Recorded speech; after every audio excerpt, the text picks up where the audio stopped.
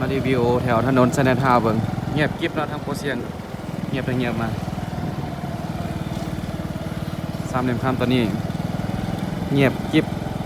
บรรยากาศคนหน่อยสุดค่อยมีเลยคนเขตนี้เป็นเขตสมสนเนาะแต่คนจะหลายรถจะหลายสุดเขตนี้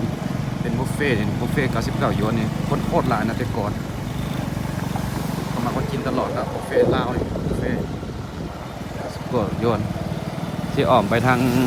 ไซนทาวน์ก็มันเก่าเนาะเขาบ่มีคนเลยสองนี้โอเสียงเป็นคนละพิเศษนกแอนเนาะลายนกแอนโคตรลายโซนนี้เงียบแห้งสามเหลี่ยมคำเขตในตัวเมืองในแถวยังเงียบว่ะอ้อมไปทางส้มเหมือนเนาะภายในไซนทาวน์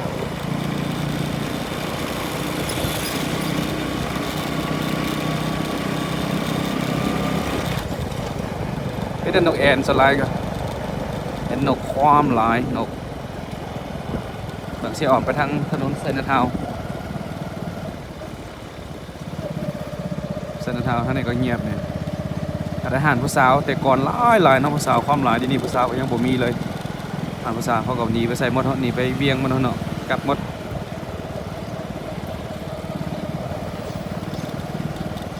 ทางตลาดนำอาหารผู้สาวทางหน้าเนาะแคมนำเป็นตลาดนำนานาศาสตร์บ่มีแขกบ่มีคนเลยนี่ถนนไซนทาวน์เนาะไซนทาวน์เก่าแต่ก่อนจะเป็นตลาดมืดเนาะตอนนี้เงียบเก็บเลยมืดสมใจแล้ววันนี้นะเงียบเสียงหุยเงียบสงบดีสุดเนาะสามเหลี่ยมคำปัจจุบันนี้ล่าสุดนี่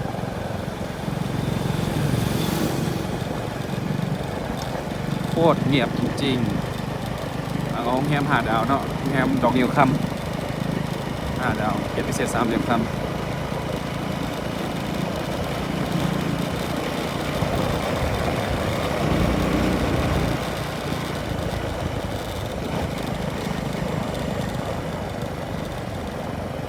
ในไซนทาวน์เนาะเป็นจุดบันคนหลายสุดแต่ก่อนคนคว้อมหลายนะเดี๋ยวผมมีคนเลยคนหน่อยอาหารบุฟเฟ่นี่ก็แซ่บเนาะอาหารบุฟเฟ่อาหารบุฟเฟ่ BBQ คนหลายแต่ก่อนเนาะ99หยวนมาตัวนี้ครับ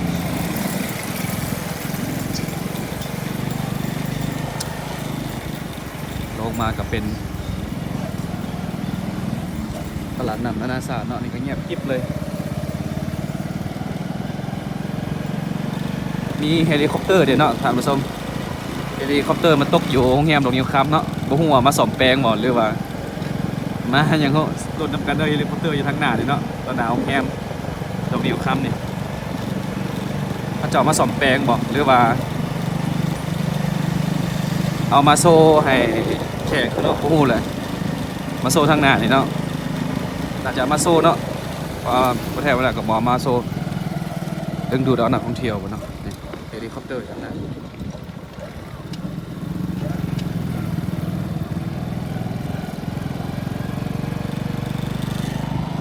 เงียบกริบเลย